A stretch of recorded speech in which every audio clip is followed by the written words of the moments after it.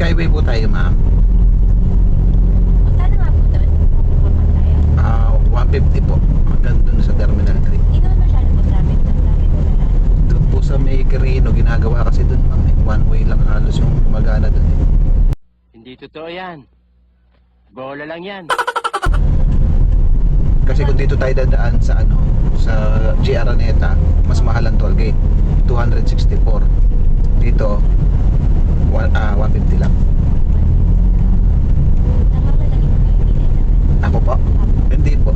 Kayo lang po para ako ng daan. Sige. Kung sakali na traffic, makaharap ako na ibang daan. Kasi sa Skyway, sigurado walang traffic. Hindi totoo yan. So hanap po ako ng ibang pwedeng madaanan kung hindi tayo mag-Skyway. Anong oras po ba ang flight? Alas 4 pa naman. Alas 4. Kahit mga alas